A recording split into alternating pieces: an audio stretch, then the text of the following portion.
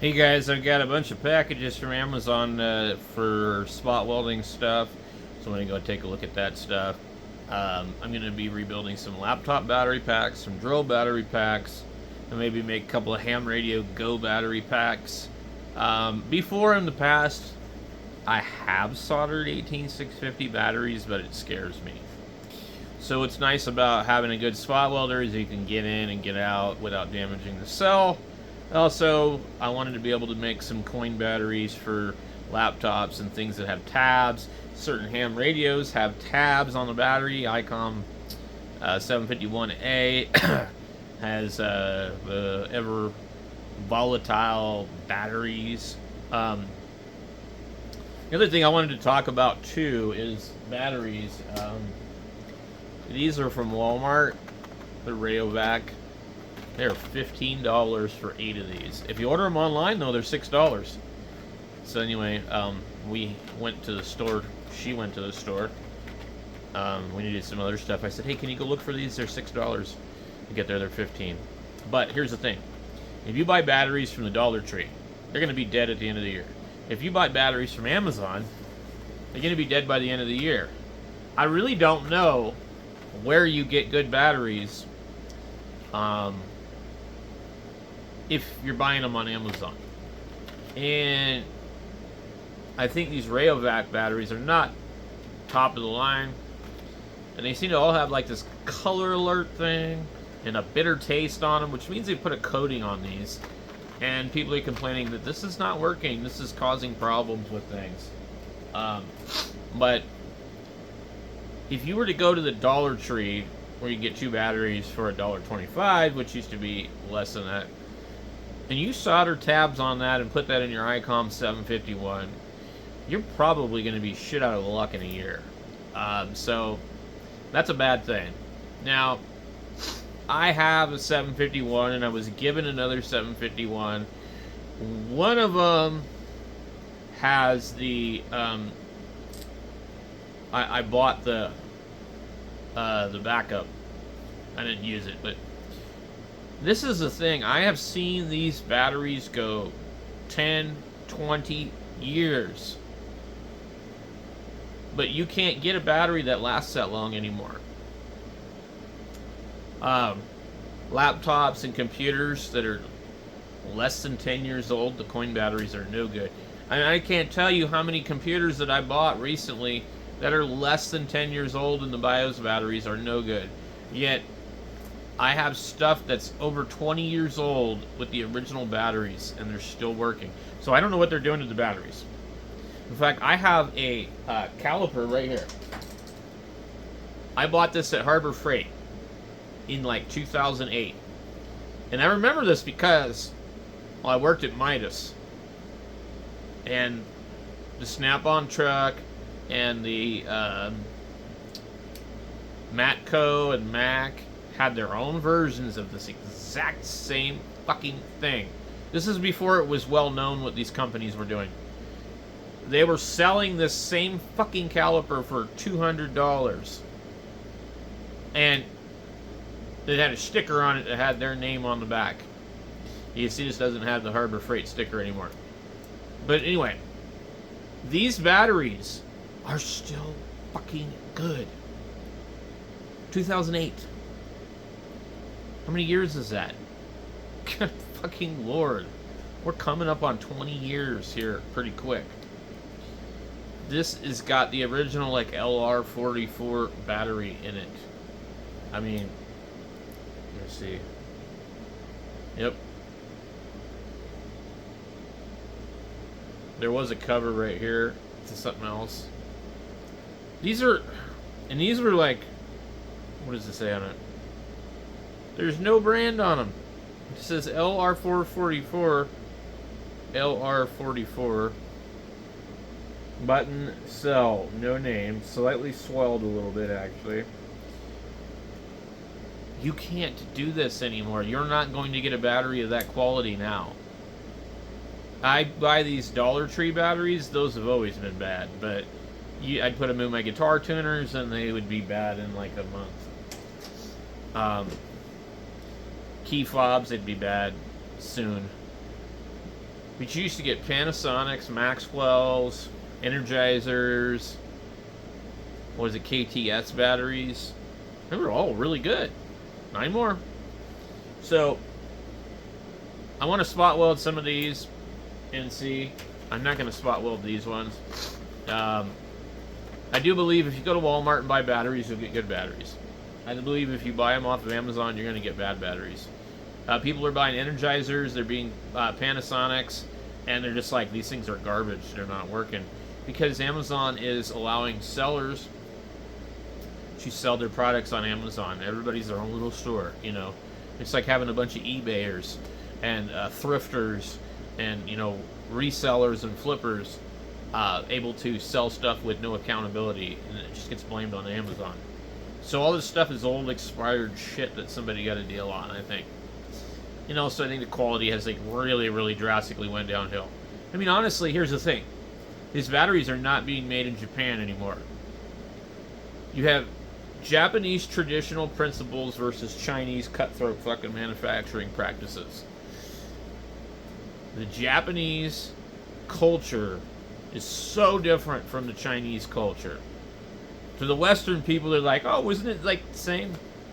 Not even fucking close. You know, the Chinese are absolutely capable of making some phenomenal stuff. But they don't have the same morals or principles that the Japanese have. You know? So you don't get the same quality of stuff. Nobody, you know, it just, I don't know, the Japanese quality of stuff is so good. But there's no battery factories that are making coin cells in Japan anymore, as far as I understand. I've been told this. I've read this. I've researched it. Can't find it. There is, but I could be wrong. But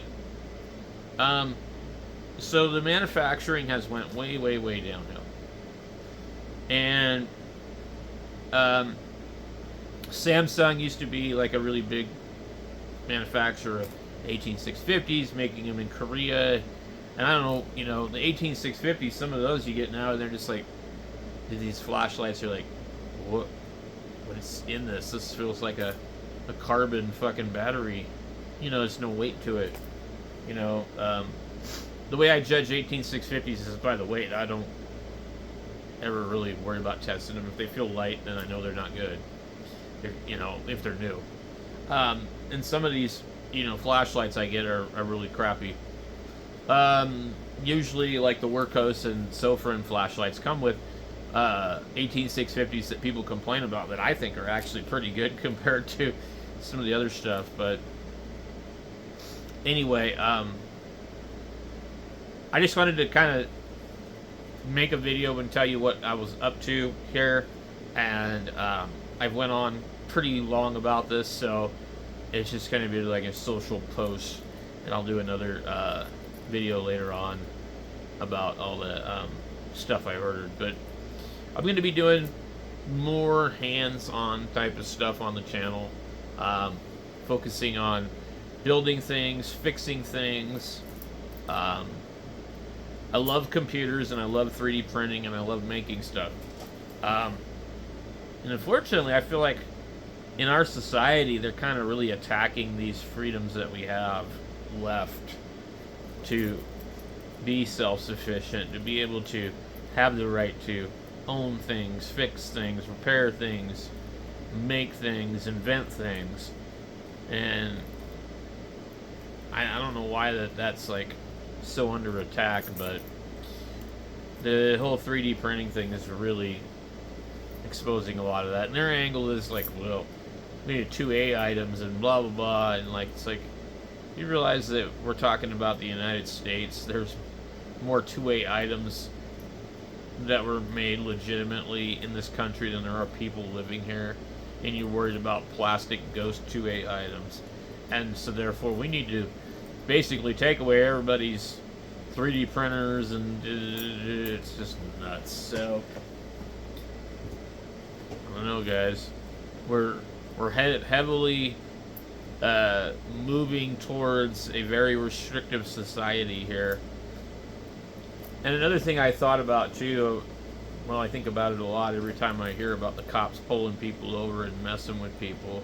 It's like, we're paying these people our wages, taxes that we pay when we buy stuff, when we work, when we sell stuff. We are paying at a state level, at a city level, we're paying for these people to tell us what the fuck to do. Now, I'm not against the police, don't even think that for a second, because I live in Arizona and it's not nearly as bad as something like Seattle. But it's getting bad. It's getting worse. And it's not like it used to be. They do sit there and they hide and pull you over for a couple miles an hour now, over. And they don't do it in school zones. They just do it where they know they can hide. To me, that's not to serve and protect. That's something completely different. And maybe they think that they're helping society, but what they're doing is they're making society fear them. They're making society not respect them. They're making society hate them. And that's a problem. And the thing is, it's like, why would anybody pay? Okay, we'll just use this extreme example. Why would anybody work and pay somebody to put somebody in a prison? Would you work every day to pay the wages to be confined to a prison with a set of rules and regulations? Well, then why do we do it? On a government, national level, on a country level, on a town level, we're doing that in most places. We are paying for our own misery. We're funding this for these people that we're afraid of. Because, look, when you get a cop behind you and you're driving somewhere and you know you're going a couple miles an hour, you get scared because you're like, this is going to fucking hurt my wallet. Then you get pulled over and it becomes a psychological fucking interrogation. Where are you coming from? What are you doing? Who were you with? Blah, blah, blah. None of your fucking business. Can I search your vehicle? No, you can't search my vehicle. Well, if you've got nothing to hide. What in the fuck? I'm sorry. Aren't you supposed to be out there making sure kids are safe? Making sure old people aren't getting robbed? No, you're going to sit here and pull people over and try and search their car on the side of the fucking road in the middle of the day, maybe nowhere near the border. You know? And this is the world that we fucking live in today, guys. We are paying for this. These people are doing their job and they believe in their heart, most of them, that what they're doing is the right thing. But what they're really doing is they're making the rest of society afraid of them. And this is not a good thing. Because when you have a society that fears law enforcement, now we have a problem. You know, that's a problem. So, you know, I think that the way that things should be, if they were perfect, would be that law enforcement's job is to make sure that everybody is safe, to protect people from bad people that do bad shit, not to fucking pull people over for speeding and writing them a ticket. I can see doing that in a school zone because you're there to protect those kids. Okay? But anyway,